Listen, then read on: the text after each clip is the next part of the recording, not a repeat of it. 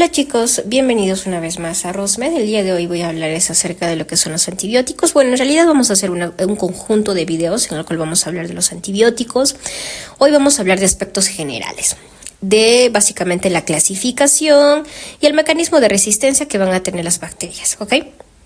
Bien, entonces vamos a iniciar en primer lugar. Antes de eso, recordarles que sí, suscribirse al canal y también activar la campanita porque vamos a subir más videos sobre esto. Vamos a iniciar entonces mencionando lo que es la definición clásica de lo que son los antibióticos o el concepto, ¿no? Vamos a definir a los antibióticos como sustancias químicas que inhiben o destruyen microorganismos sin causar efectos tóxicos. Hoy en día vamos a utilizar sobre todo, en realidad su sitio de acción o los patógenos en todo caso son las bacterias, ¿verdad? Pero antes, cuando se dio esta definición clásica, no solamente se utilizaban para bacterias, sino también para hongos, para parásitos e incluso también para virus. Pero estoy segura que hoy en día tú ya has escuchado decir que nunca se le da antibióticos, por ejemplo, a un virus. ¿Por qué? Porque en realidad no tiene ningún tipo de acción contra los virus, ¿no? Listo. Ahora, vamos a empezar entonces, dicho la definición, la clasificación. Para la clasificación vamos a mencionar 3 tipos de clasificación o de maneras de clasificar. En primer lugar, según la actividad antimicrobiana. En segundo lugar, según el espectro de actividad. Y el más importante, según su mecanismo de acción, que es el que más pregunta. Para hablar según la actividad antimicrobiana, vamos a explicar 2 tipos de términos que básicamente a lo largo de este video te vas a dar cuenta qué fármacos van a ser, por ejemplo, bacteriostáticos o qué fármacos van a ser bactericidas. Entonces, vayamos con la definición de cada uno de estos términos. Bacteriostáticos. Los bacteriostáticos van a ser aquellos que van a detener el crecimiento de los microorganismos. Aquí la palabra clave es el crecimiento. En este caso, detener el crecimiento.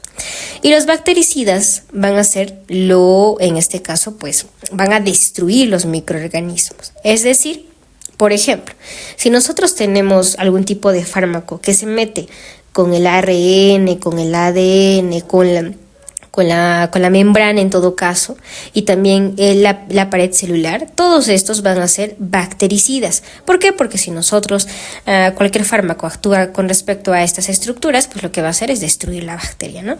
Sin embargo, si solamente, en este caso, actúa con los metabolitos, con la síntesis de proteínas, pues van a ser bacteriostáticos, ¿no?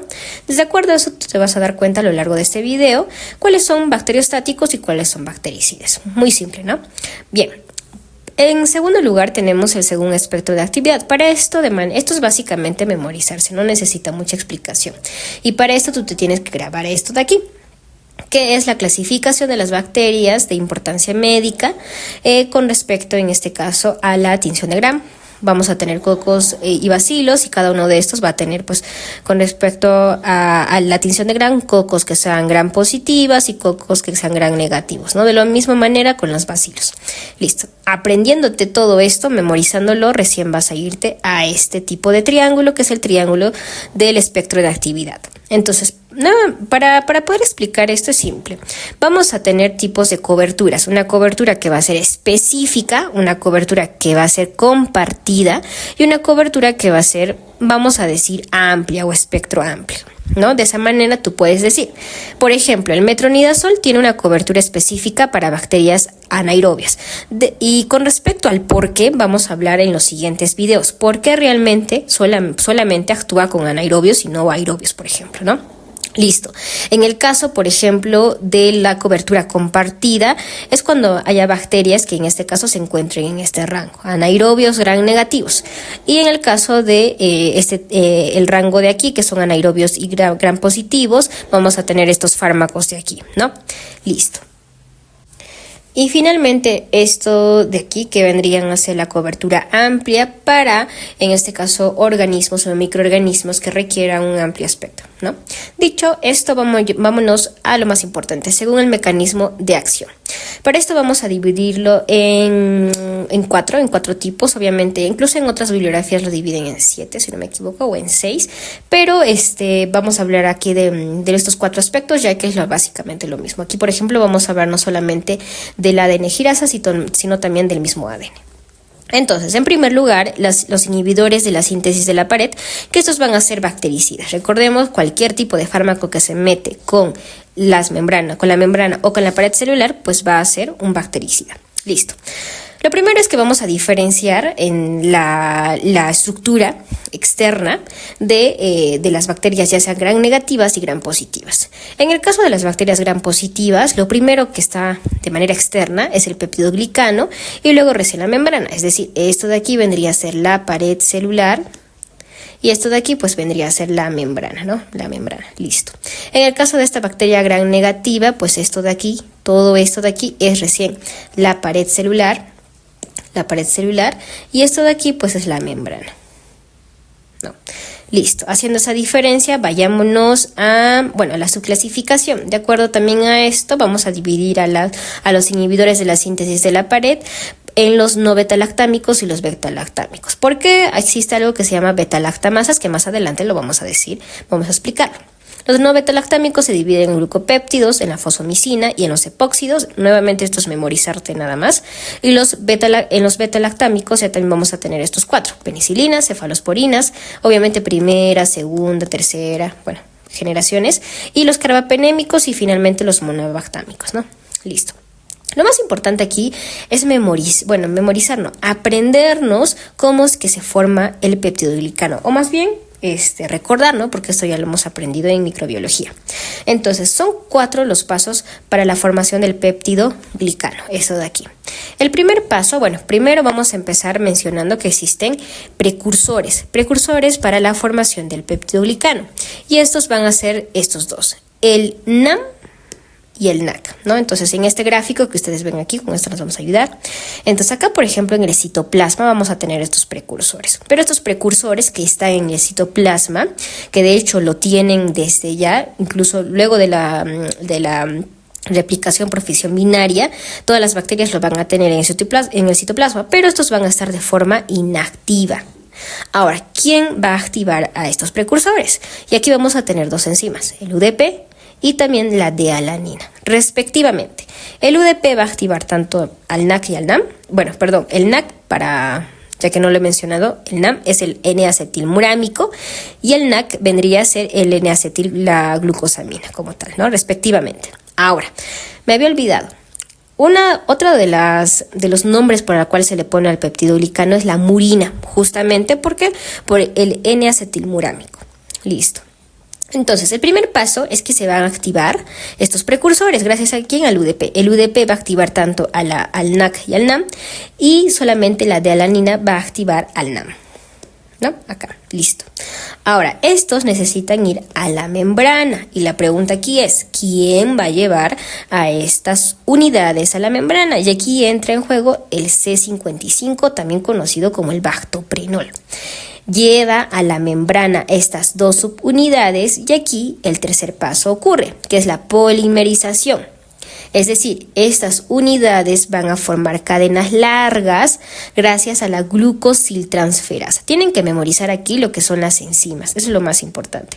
Y finalmente ya en la membrana se va a dar lo que es el entrecruzamiento, es decir, ya tenemos cadenas largas en este caso de péptidos, ¿no? Ahora, todas estas cadenas largas se tienen que unirse. Y aquí se van a unirse gracias a ¿quién? A la transpeptidasa. ¿Para qué? Para que le dé rigidez y fuerza a la pared celular, en este caso, pues, de la bacteria, ¿no? Es decir, esto, el peptidoglicano. Listo. Dicho esto, vayámonos ahora a qué fármacos usar con respecto a cada una de estas enzimas, ¿no? Para el UDP, que en este caso, creo que no mencioné que era el UDP es la uridina difosfato. Para la uridina difosfato o el UDP, el fármaco que se va a utilizar va a ser la fosfomicina. Nuevamente aquí te lo tienes que memorizar. Si tienes algún tipo de mnemotecnia, genial. Para la D-alanina, la cicloserina. Para el bactoprenol o el C55, que es esa enzima que va a transportar a estas unidades a la membrana, es la bacitracina. Y para la glucosiltransferasa, que es aquella que forma estas cadenas largas, que ayuda a esta formación de las cadenas largas, va a ser la ristocetina y también la bacitracina. Y finalmente, para la transpeptidasa, que son aquellas que también une todas estas cadenas, va a ser los beta-lactámicos. Listo, como ya mencionamos, estos beta-lactámicos son estos de aquí: penicilinas, cefalosporinas, carbapenémicos o monobactámicos, ¿no? Bueno, listo. Dicho esto, vayámonos al segundo, que vendría a ser la alteración de la permeabilidad de la membrana, que nuevamente, si nos metemos con la membrana, bactericida. Listo. Pero vamos a recordar algo, ¿no? Que de hecho lo sabemos por todas las células. La membrana está formada por una bicapa lipídica, y que a su vez, si nosotros sacamos un tipo de, en este caso, de unidad, vamos a tener esto, ¿no? Entonces, sabemos que esto es el cuerpo. Esto es el cuerpo, que es, si no me equivoco, hidrofílico, y esto va a ser hidrofóbico, ¿no? Hidrofóbico, ¿por qué? Porque va a contener, pues, ácidos grasos, saturados y no saturados. Hidrofílico porque va a estar compuesto por un fosfato y glicerol. Aquí lo más importante es que van a existir fármacos, específicamente la polimixina, que va a actuar contra el fosfato, y la daptomicina, que va a actuar en la despolarización de la membrana, y de esa manera pues va a haber una ruptura de la membrana, y así se convierte estos fármacos en bactericidas. Listo, esto es más fácil. En tercer lugar, aquí sí un poquito nos vamos a complicar, la síntesis de la proteína. Y bueno, aquí no estamos hablando de la destrucción de la membrana ni de la pared celular. Estamos hablando de la destrucción, sí, pero solamente de la destrucción de las proteínas que hacen que crezca la bacteria. Entonces no vamos a destruir la bacteria, solamente vamos a inhibir el crecimiento, y por ende lo vamos a llamar bacteriostático. Ahora, recordemos que los ribosomas están compuestos en las bacterias por subunidades 70. Ya, 70S, pero a su vez, unidades 70S, pero a su vez tienen subunidades 50S y 30S, ¿no? De hecho, eso normalmente debería ser 80S, ¿no? Por la suma, pero en realidad no es así, es 70S, punto. Ahora, nuevamente acá hablamos de pasos para la formación de la síntesis de la proteína. El primer paso es la iniciación, el segundo paso la elongación, que a su vez tiene otros 3 pasos, y la terminación. Listo. Ahora, a partir de esto vamos a tener también sitios de acción. Sitio A, que de hecho acá hay una forma de aprendernos. El sitio A va a ser de ARIP. El sitio P va a ser de péptido. Y el sitio E va a ser de éxito. Ya con esto te puedes dar cuenta de cómo sucede, en este caso, la síntesis de proteína. Listo.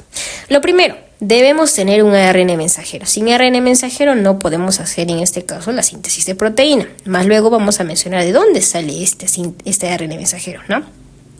Entonces, primero, el ARN mensajero se va a unir a la subunidad 30, específicamente en el sitio A. Después, juntamente en el sitio A, va a estar lo que es el RN, en este caso el ARN transferasa. Este ARN transferasa lo que va a hacer es ir del sitio A al sitio P, y en el sitio P vamos a hablar de la elongación. Pero antes de eso, la subunidad 50S se une a la subunidad 30 para tener el ribosoma completo. Teniendo el ribosoma completo, pasamos al segundo paso, que es la elongación. Y aquí hablamos específicamente del sitio APE, ARIP, péptido, éxito. Listo. Ahora, entonces, como mencionamos, el ARN como tal el ARN mensajero junto con la ARN transferasa específicamente se posicionan aquí, y en el paso 2 de la elongación se da lo que es la formación del enlace péptido, y en el sitio E, básicamente, pues ya formando el enlace péptido, pues sale, y nuevamente vamos a tener otro codón que se pone al sitio A. Del sitio A pasa al sitio P, y del sitio P pasa al sitio E, y así, de esa manera, ¿no? ¿Para qué? Para formar, en este caso, todos los enlaces péptidos de acuerdo a estos codones que tenemos aquí. Codón. Y de esta manera, pues el codón, en este caso de stop, es en el A, ¿verdad? Y aquí nuevamente se forma cada una de las proteínas, es decir, cuando tenemos el codón, en este caso en el sitio A, es porque ya tenemos una proteína formada. La proteína se libera y el ribosoma se separa. Y ahí nuevamente pasamos nuevamente al paso 1, paso 2, paso 3 y así, ¿no? Listo. Lo más importante, ¿qué fármacos usar? Para la síntesis de proteínas como tal, vamos a utilizar fármacos que actúen en el sitio de acción y también en este caso en las subunidades. En el ARN mensajero como tal, vamos a utilizar aminoglucósidos que van a bloquear la lectura. Con respecto en la subunidad 30, que es el sitio A específicamente, donde se unía el ARN mensajero junto con el ARN transferasa, vamos a usar las tetraciclinas que van a impedir la entrada de este ARNT, ¿no? El ARNT como tal, vamos a utilizar los aminoglucósidos, ya que van a bloquear la lectura de codones. Y en la subunidad 50 vamos a utilizar, en este caso, el cloranfenicol. Esta subunidad 50 también va a atacar a lo que es el peptidiltransferasa, ya que vamos a inhibir la formación de los enlaces péptidos. Y finalmente, ya cuando tengamos estas cadenas pépticas que son aquí, que son estas cadenas péptidas de aquí, pues vamos a poder utilizar macrólidos, el inesulid y la streptomicina, ya que van a bloquear la elongación y también la salida del péptido, ¿no? Y como tal, pues no vamos a formar proteínas y vamos así a inhibir el crecimiento de las bacterias. Listo. Vayámonos ahora aquí, al cuarto. Inhibición de la síntesis proteica y daño al ADN topoisomerasa. Y nuevamente, si nos metemos con el ADN, destruimos a la bacteria y es un bactericida, ¿no? Listo. Nuevamente acá también tenemos que mencionar un poquito de lo que es la síntesis de ácidos nucleicos. Recordemos que para la formación del ADN se tiene que dar lo siguiente. El ADN está formado por nucleótidos. Los nucleótidos están formados por un grupo fosfato, por azúcar pentosa y por base nitrogenada. La base nitrogenada vamos a tener las purinas y las pirimidinas. Purinas, adenina, guanina, pirimidinas, citosina y timina, ¿no? Listo. Ahora, acá lo más importante es esto, nucleótidos. Listo. Para la síntesis de los ácidos nucleicos como tal, vamos a tener dos pasos, ¿ya? Entonces, lo más importante, tenemos el ADN que se encuentra en el citoplasma, porque las bacterias no tienen núcleo, y aquí lo más importante es que se tiene que desdoblar. ¿Para qué? Para que obtengamos ARN mensajero y esta bacteria pues pueda hacer su proteína y pueda crecer, ¿no? Entonces, ¿de dónde o cómo más bien se desdobla este ADN? Y para esto vamos a tener la acción de la topoisomerasa 2, también conocida como ADN girasa, que va a desenrollar el ADN y también lo va a desdoblar. Esto es conocido como la replicación, ¿no? El paso 2 es que necesita alguien leer es el ARN mensajero. Y como tal, específicamente leer solamente el ARN. ¿Para qué? Para que luego de eso dé lugar al ARN mensajero, al ARN mensajero y a la ARN transferasa, ¿no? Entonces, dicho esto, vamos a hablar ahora qué fármacos usar con respecto al paso 1 y al paso 2. En el paso 1 tenemos el ADN girasa topoisomerasa y aquí vamos a utilizar las fluoroquinolonas o también las quinolonas como tal. Y en el ADN polimerasa vamos a utilizar la rifampicina. Ahora, si queremos destruir el ADN específicamente, vamos a utilizar el metronidazol. Bien, ya hablamos de la formación del ADN, vamos nuevamente, ya como lo hemos mencionado, podemos ir al siguiente paso, que en este caso vendría a ser este aquí. En quinto lugar vamos a hablar del inhibidor de la síntesis del ácido fólico, que también, ya que estamos hablando solamente de un metabolito, nos referimos a un fármaco que es bacteriostático. Listo. Dicho esto, mencionemos cuáles son las síntesis del ácido fólico, ya que en nosotros es muy diferente, las bacterias lo hacen por sí solas, ¿no? Entonces, para esto simplemente también memorizarnos un poco. Recordemos que, vamos a mencionarlo así. El ácido paraminobenzoico más la teridina, acá falta una P, gracias al dihidroterato sintasa va a dar lugar al ácido dihidropteroico. Este ácido dihidropteroico se va a convertir en ácido dihidrofólico y gracias a la enzima dihidrofolato reductasa se va a convertir en ácido tetrahidrofólico. Pero tú te preguntarás, entonces, ¿para qué esto es necesario? Este ácido tetrahidrofólico es necesario para la formación de las pirimidinas y las purinas, ¿no? Que es lo que estábamos hablando acá. La formación del ADN. Es decir, si no tenemos purinas y pirimidinas, pues no vamos a formar esto de aquí. Y si no hay esto, pues simplemente la bacteria pues se destruye, ¿no? Ni siquiera va a poder replicarse. Ahora, dicho esto, entonces, ¿qué fármacos podemos usar?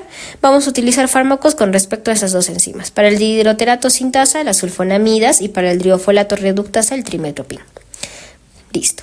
Para terminar este video vamos a hablar simplemente del mecanismo de resistencia de las bacterias y bueno, ya que sabemos que cuando nosotros lo que hacemos con los antibióticos evidentemente es matar a la bacteria o inhibir su crecimiento y esta bacteria pues obviamente va a generar una resistencia o más bien un mecanismo incluso de poder hacer que el fármaco pues se vaya, ¿no? Es decir, se va a defender. Entonces, en primer lugar vamos a hablar del bloqueo de transporte de los antibióticos. Es decir, aquí la bacteria va a evitar que el fármaco siquiera entre a la célula y esto lo va a lograr gracias a la alteración de las porinas, que vendrían a ser más o menos estas de aquí, ¿no?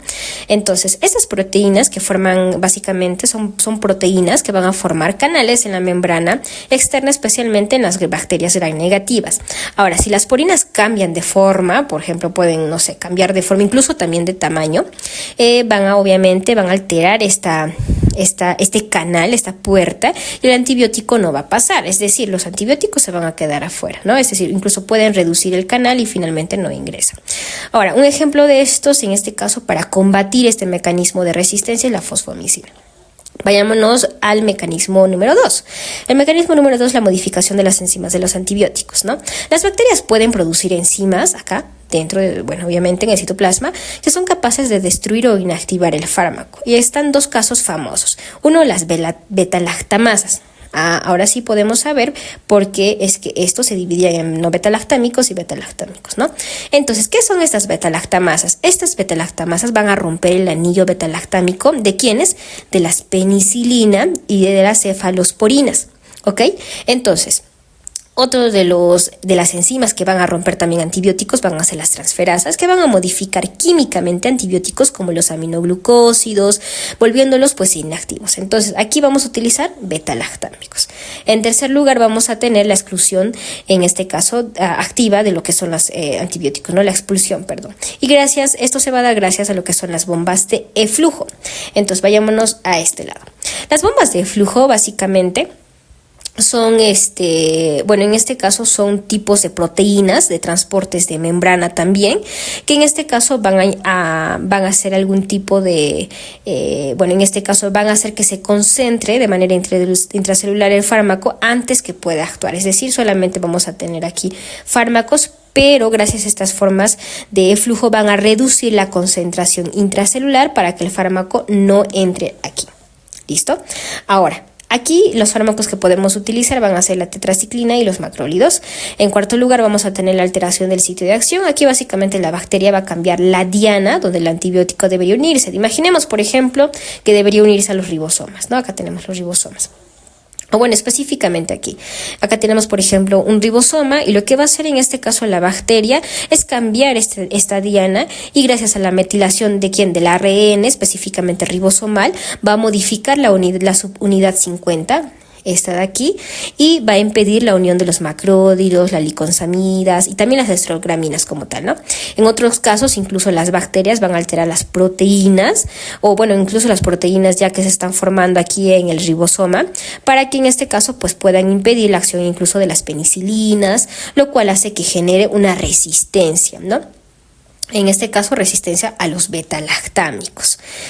Como por ejemplo, creo que esto es el caso de los Staphylococcus aureus, que van a resistir incluso a la meticilina. Y finalmente la producción de una vía alterna metabólica, el cual se refiere a que, bueno, en el caso de que algunas bacterias van a tener algo que se llama el bypass metabólico, es decir, cuando un antibiótico inhibe lo que es el tetrahidrofolato, que es básicamente esencial para la formación de lo que son las bases nitrogenadas en el ADN, la bacteria puede desarrollar una ruta alterna para producirlo. Y bueno, en este caso, por ejemplo, el tetrahidrofolato normalmente se forma a partir del dihidrofolato, ¿no? Que es lo que estábamos también mencionando con respecto a esto. Entonces, mediante, en este caso, la enzima dihidrofolato reductasa, que era esta de aquí, entonces lo que va a hacer la bacteria es que va a bloquear el trimetropin, la trimetropina, que es la que actuaba aquí específicamente, y pues en este caso va a ir por otra ruta. Entonces la bacteria va a cambiar de enzima, o puede ser, por ejemplo, otro tipo de enzima, para formar nuevamente el ácido tetrahidrofólico, ¿no? Y de esta manera, pues el fármaco, que es el trimetropin, va a perder su efecto. De esta manera, pues las bacterias van a tener estos mecanismos de resistencia. Y bueno, si te ha gustado en todo caso este video, te invito a que le des like, suscribirte Y muchas gracias por ver el video y nos vemos en los siguientes videos donde vamos a hablar de manera detallada cada uno. Bueno, puede ser cada uno de los fármacos o cada uno, por ejemplo, de manera grupal, ¿no? Penicilinas, cefalosporinas y así. Nos vemos en un siguiente video.